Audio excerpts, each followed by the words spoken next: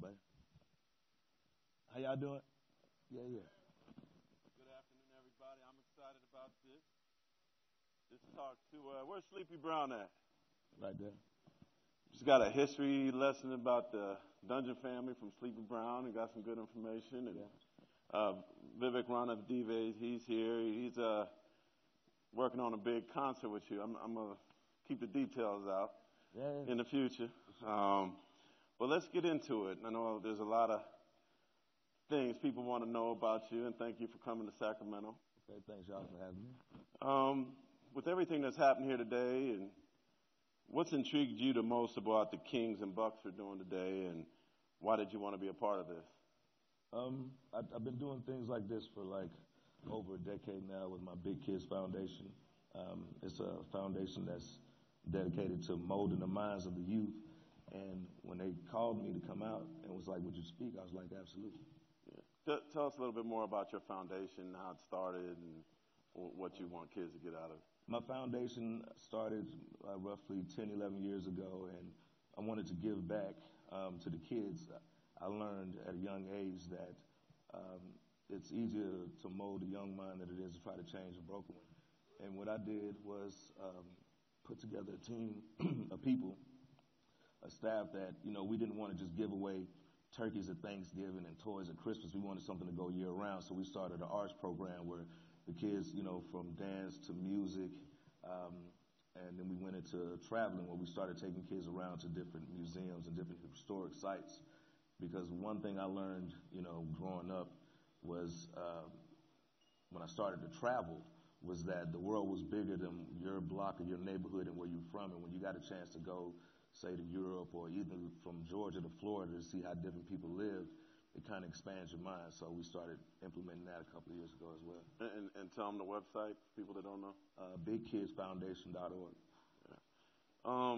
What were some of the challenges that you faced growing up in Savannah in the projects and then moving to Atlanta that shaped who you are today and influenced your music?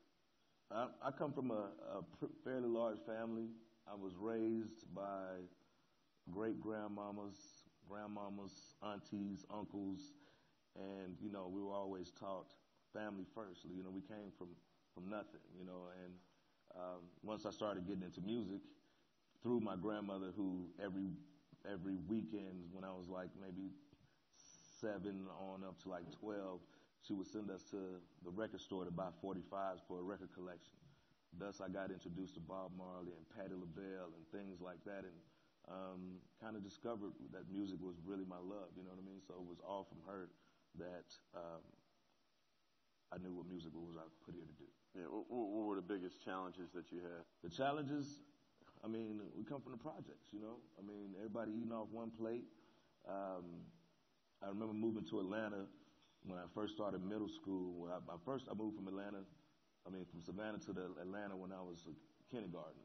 So I was back and forth because, we were being evicted and things like that. So my mom wanted to give us a shot by moving to the bigger city in Atlanta. So there were times where me, my mom, I'm the oldest of 5 kids.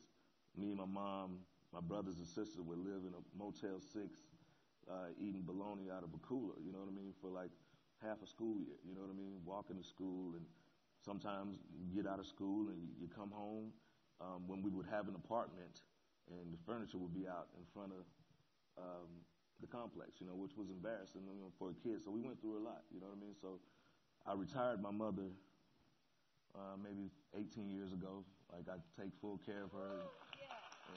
And it's like one of the most important things for me. She was working and going to school. Like, my mom had me when she was 16 years old, Like, at her graduation, she literally had me, my sister, and my brother sitting in the front row while she graduated, So to see her now turn 60 last week and is happy as hell. This is the first time she ever lived on her own because my uncles were staying with her at her old house. And she's just, proud, and I'm just glad that, the Lord put me in a position where I can bless my family. Give a clap for that, please. I recently did a story. I'm sure you're familiar with Stephen Curry. Yes. So I talked to his mother, and she grew up in Radford, Virginia. in Radford, Virginia. She grew up around the Klan, a lot of racism. Family lived in a trailer park. A lot of people were kind of surprised by that. And she said she often told Stephen and Seth and their daughter that, you know, I know you're well off. Your dad's an NBA player, but let me show you where I came from and learn humility. And you got 3 kids. Yes. Congratulations on one. Got a football scholarship to Oregon, right? Yes. Okay. Yes. Congratulations. Yeah, thank you. They ain't eating bologna out of the cooler, I don't think. No. No. What do you tell them? How do you bring them back to what you went through, but still, you know, I'm sure you're proud that they didn't have to go through it. Like, where's that balance, and what do you teach them? Well, I mean, first, you know, I think my wife is harder on the kids than me, you know what I mean? Because, you know, of course, if you come from nothing, you want your kids to have everything you didn't have, but at the same time, in the process of spoiling them, you still have to school them and give them those street smarts that you learn, as well as them going to school and participating and getting the grades they need, you know what I mean?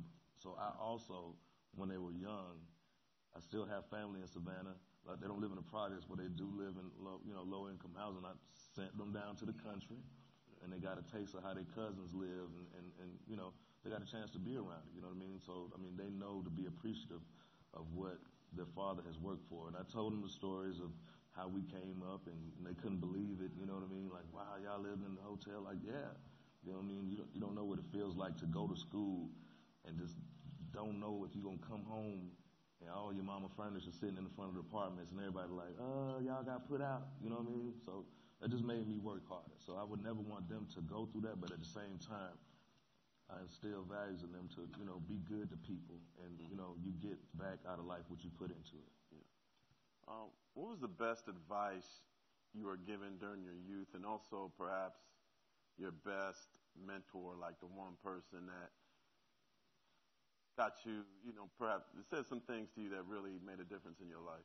I think my mother, she was big on education and big on going to school. Like, she wouldn't sign my record deal. Like, we had a #1 single, and I moved to Atlanta to live with my auntie, and my mom was like, you know, if I didn't get the grades, then they would make me come back to Savannah. So I graduated with a 3.68, and then after I graduated, my mom then signed the record deal. Like, L.A. Reid from LaFace Records was like, come on, man, we got a hit record. What we doing? My mom was like, I don't give a fuck about that shit. You know what I'm saying? So I had to get my education first before I could pursue my music career, and I thank her for that. Yeah. Where did you go to high school and college? Or? I went to high school in Tri-Cities, East Point, Georgia. Me, Andre 3000, Candy Burris from Escape, Keenan Thompson from Saturday Night Live. It's like a school of performing arts, but at the time they merged like 3 schools, and it was 3 neighborhoods. So you had the kids from Montel Homes, and you had the gangs from East Point and College Park. And you had kind of middle-class neighborhoods over there in East Point, and they kind of mushed them all together. You know? Like Atlanta fame. Kind of, sort of. Yeah. Trap version. Yeah. And you mentioned your mother, but what was the best advice she gave you?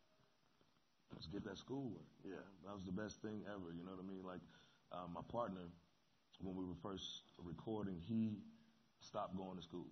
Like, he dropped out to pursue music, and I was still getting up with my producer's younger sisters, catching the bus every day, because I was under the threat of, if you don't graduate, you're coming back to Savannah, and you know, you're going to have to abandon all of what you're doing. So school was #1, man. Yeah. I mean, of course, I grew up in the hood, came up in the hood, raised by pimps, hustlers, dope dealers, everything. So I was like the first of all the grandchildren. So I sucked up a lot of game at an early age, you know what I'm saying? I'm glad I had those experiences. Growing up in Atlanta with Martin Luther King, civil rights movement obviously being a major thing there, how did living there have an influence on you? Just growing up in Atlanta was, you know, it was a pride thing, you know what I mean? We were like, you know, like the Black Mecca almost, you know. King came from our city, and it was all about a, you know, dream. You can be whoever you want to be, you know what I mean? Of course, the American dream kind of turned into a nightmare, but, you know, we still pushing. That's why we're here today. Talking to you a couple days ago, you said you were born with the gift of rap. Absolutely. This came from Jesus. Yeah. Oh, yeah, most definitely. What broke you through, though? I mean, there's a lot of aspiring rappers. There's some in this room right here. Right. But what did you do that was different than everybody else? What broke you through? First and foremost, when we sat down and came up with, formed our group, we were at my auntie's house, and we was like, we need a name. We don't want to be like nobody else. So we picked up a dictionary and we was going through, and the first word we came up with Mystics. It was like, and somebody had that name. So our original name of our group was Two Shades Deep, and Dre was Black Wolf, and I was Black Dog. We were just rough, you know what I'm saying? we both had bald heads, and we just, just real hip-hop. So we got the dictionary, and we got to the O's, and we was like, Outkast. And so we used the pronunciation spelling with the K, and that kind of expressed what we wanted to give to the world, was never follow the trends. And one of the main things, the advice I can give to any upcoming artist is be original. You know what I mean? If you're original, you're going to get eyes on you quicker, the ears going to perk up faster, and, you just kind of keep doing what you're doing. You don't want to be cookie cutter, because that's there and gone. Like, next year be 25 years that, Outkast's been in the scene, and we're still making hit records, and like as me and Dre say, like, this is reserve seating. You know what I mean? The only way somebody get these spots is if we just quit and just walk away. And I love making music. It's what makes me tick. It's like a plant with sunlight. Like, if I don't hear music, I kind of get down. You know what I mean? So it's what I love to do. I mean, right now it's recreational. I do music because I want to. It's been a long road raising 3 kids, and to have 2 in college right now and 1 almost out the door. Like, I've been raising kids since I've been 19. You know what I mean? Jesus. Like me and my wife about to be empty nesters. What y'all gonna do? Watch Netflix and travel. Yeah, man. Yeah, and I'll probably do more films and stuff like that. But, yeah. I mean, you get a chance to enjoy life. But now that I look back on it, balancing this music industry and a family, and to have your kids come out, like my son Bamboo, this is his first year in college. He's going to be an architect up in New York, and he's just got his grades, got a 4.0 average. My daughter just graduated from Auburn University with a psychology degree, and she's right now going to UAB to go get her master's in psychology. So me and my wife kind of like high-fiving like we did that. Yeah. Now, probably a lot of people don't know that if you weren't rapping, you might be a child psychologist right now. Is that correct? Yes, that's what I wanted to do. I was going to go to either NYU or Duke University, and I was always interested in the minds of kids because how I came up, and I think that right now music just got me doing psychology on a global level because my music has been touching people's lives for so long, and so it's just a blessing. How did you diversify? Like, what was the key as far as acting, and we'll get into your businesses and stuff, but why wasn't it just rap? Like, what got into your mind to do more than just rap? I think it was just an organic, natural progression of just living, and once you kind of master one thing, you kind of try to see what else is out there. So making films came from us shooting music videos and us directing our own videos and playing little quirky parts in the videos, and so we did the movie Idlewild, and from that came movie roles. Like, I just finished wrapping up a movie last week. I played Barry Gordy in the El DeBar story that's coming out there, and it's really good. As far as everything else, man, I was always taught to invest in what you know, and so from L.A. Reid, like, he's like my mentor, my big brother, and so those other companies, like I have a RV trailer company that provides like trailers for movie sets and video sets. That came from us being in trailers and on video sets, and they would have the microwave wouldn't get the food hot, the radio would be broken. So I have these plush trailers that I started with my partner. It's a black-owned business in Atlanta called Celebrity Trailers, We are going on our 10th year on that. And so you just got to invest what you know. What other businesses do you have? My wife does real estate, so I'm heavy into real estate. I like to play real life Monopoly. I go into depressed neighborhoods in the city, and we go and try to turn houses around to build those neighborhoods back up. I just purchased the original. Thank you. Yeah. The original house where we lived at with Outkast and Goody Mob, called the Dungeon in Atlanta. I went back in December and I bought that, and that's like, it's like Hitsville, USA, you know what I mean? Yeah. So for us to go back and own that as a squad, it's just great. So I go back in the community and kind of try to build it up, you know what I mean? That's what it's all about. What are you guys going to do with the house? Is the museum in the works? I think we're going to make it a historic landmark, and also, put memorabilia and things in there so people can come visit and actually see where the music came from. Sure, a lot of people here know, but what can you tell them about? Explain the house to them for people that don't know. Well, the Dungeon was like a small 2-bedroom house where Rico Wade, one of the founding fathers of organizing, Sleepy Brown, Ray Murray, Outkast, Goody Mob, we all stayed there as teenagers, and we made music. It was like the X-Men, like Professor X, House of Mutants, but the trap version, you know what I mean? So it's a lot of soul and a lot of spirit and a lot of great vibrations in that house, you know what I mean? So for us to go back and own where we came from, it's just like buying a piece of history. Right. Yeah. So you guys, Outkast had many great songs that, had a message to them, get up, get out. Yeah. The hook on Rosa Parks. Now, I'm going to mess up this, so I want you to say it correctly because everybody knows this song. Spodioti Dopalicious. Yeah. Yeah. All right. Elevators, The Whole World, Quemini, my favorite, and actually Jamel Hill's favorite. Yeah. She loves it. International Players Anthem. Okay. Yeah. Looking back at those songs, what message stands out to you? And what message do you think may have been missed? I think the standout message, Spodioti Dopalicious, was basically, we like to call it spoken word instead of spoken word, about a chance encounter. And it was just kind of describing the day that I met my wife. We've been together, our daughter will be 24, so we've been together 25 years at the end of this month. At the end of March. And we've been married for 19 years. And we started Southern Playlistic. It was all, some players. We out here, you know what I'm saying? Wow, you young teenagers. So as it progressed, Spodioti was more mature. It was like a heartfelt poem wrote to my wife. And then you get to songs like All Night, which was, one of the top hits from last year that I got. And it talks about the pluses of being in a relationship.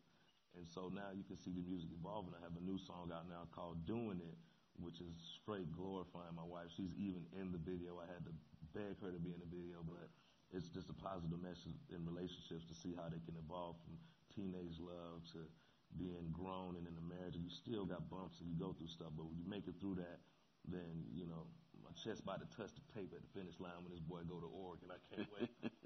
Yeah. Anything anybody missed? They like, dang, they didn't catch that. It's a lot. It's a lot, because the way we make music, we kind of put coded messages in there to where you're not going to get everything on the first listen, you know what I mean? So people are still discovering lyrics from songs and albums that came out years ago, you know what I mean? So you just got to dig for it. Yeah.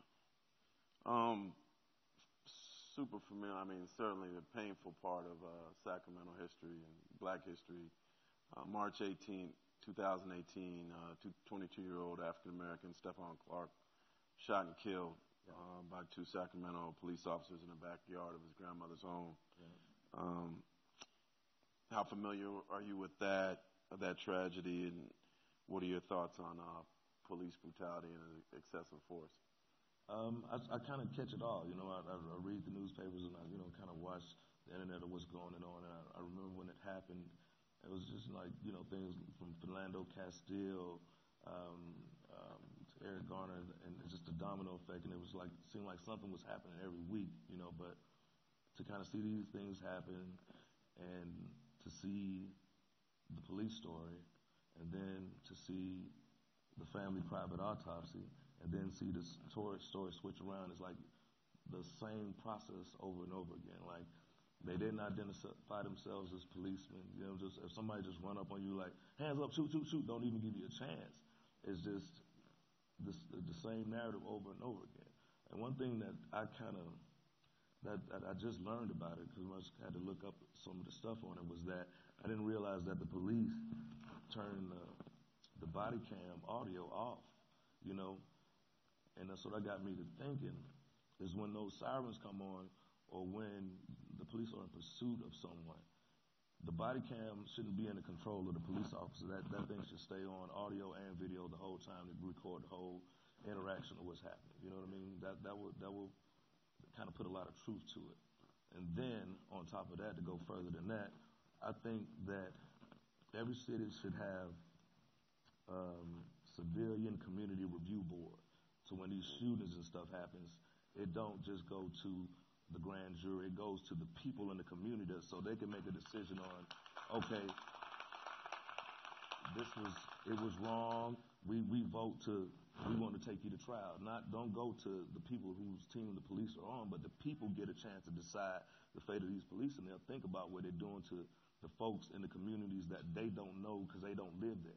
Yeah. So, yeah, I think the civilian community review boards, and you can, to get the power back to the people. Anything personal that happened to you or anybody close to you in that regard? It's just so much, man. I don't fuck with the police. I mean, straight up. Yeah. My kids, being a father of two teenage boys that are driving right now, it's a natural fear that I have when my kids leave the house. I have to tell my son, don't wear your hat in the car at night. Take the do-rag off. Don't drive with the do-rag on. You know what I mean? Just simple stuff. Like, if you encounter the police, if you get pulled over, always have your hands with your license on the wheel where you don't have to reach for it. So you've told them that? I got to instill that to them. When they come up to you, be assertive in your answers. Do you have any drugs in the car? Absolutely not. You know what I mean? Get through that and then get to me. Yes, sir. No, sir. Don't give them no problem.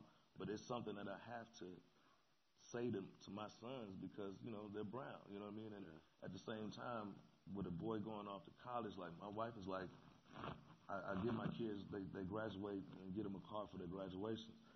She don't even want this boy driving, you know what I mean? Like, he earned it. He got like a 3.8 grade point average, and how we going to break it to him? You got a car, but you got to leave it home because we too nervous of you getting stopped by the police. And that's a natural fear for any black man in this country right now, man, and it shouldn't be like that. How sad is it that you had that conversation?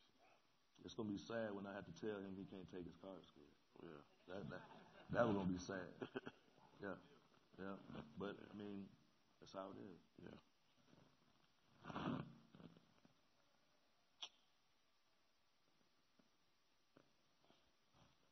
You jumped ahead on a lot of this stuff. How much do you use social media right now for your platform? And what all social medias do you do? Like, I ain't a Snapchat dude, man. I don't think I look right on Snapchat. But no, I don't do Snapchat. But what all different ones do you do? I do the Twitter, the Instagram, the Facebook, and I use it as a direct connection to my fans, whether I have shows or, my wife just taught me how to cook. Like, what you cooking? I'm cooking everything, man. She just taught me how to cook. And after Thanksgiving? Yeah. So you didn't do the turkey then? You said after? No. It was after Thanksgiving. So after 20-something years, she's like, okay, now you need to start cooking. So I cook everything from salmon to what am I cooking? Shrimp. You know what I mean? I just learned how to make a mean garlic honey-based cod. My best Christmas gift I got from my wife, and then a birthday gift from my assistant. I got 2 power air fryers. If you ain't got one of these, I'm trying to tell you, don't get you an air fryer. Okay. Air fryers are ridiculous. So I, put cooking tutorials up on there, just kind of give the fans an insight into how I live. I'm also an animal person. Me and my brother have been breeding dogs now for like 20 years, and I got a couple of owls, a couple of birds. So, I mean, just like people get a sense of your personality, you know what I'm saying? But at the same time, when something happens, like a social injustice, I would, kind of put those articles up, too, to kind of bring awareness to what's going on to that, So I use it in all aspects of life. How do you deal with trolls? Block. One thing about me, negative energy not tolerated. I'm a positive person, man, and I mean, I don't want to see it. You know what I'm saying? I don't want to see it. I don't want to hear it. Don't even come around here with that foolishness. You know what I mean? Like, I'm a positive person, and that's all I want to give out, and that's all I want to receive, man. And we block negativity. Yeah, good for you. I wish more athletes, journalists, some of my friends listen to you. I had to learn that. Yeah.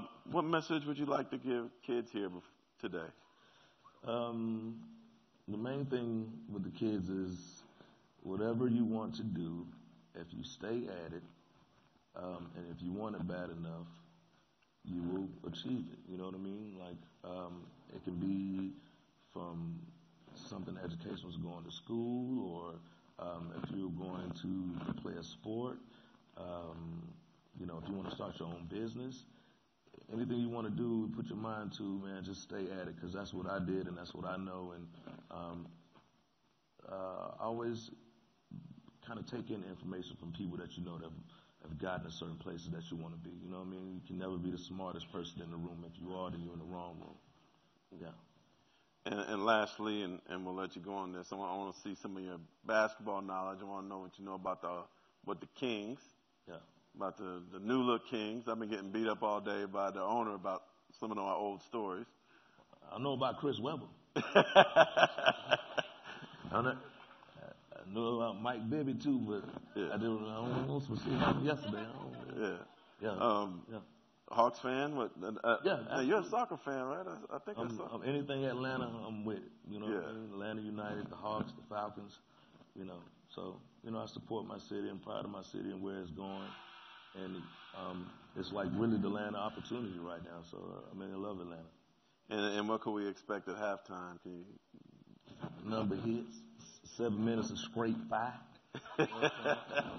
Go ahead and get your beer, your popcorn, your peanuts, get your hot dog, and go on, knock that down, because you're going to be dancing. Thank you. Good show, man. Big Boi, everybody. Thank you so much. All right. Thanks, yeah, appreciate it, man.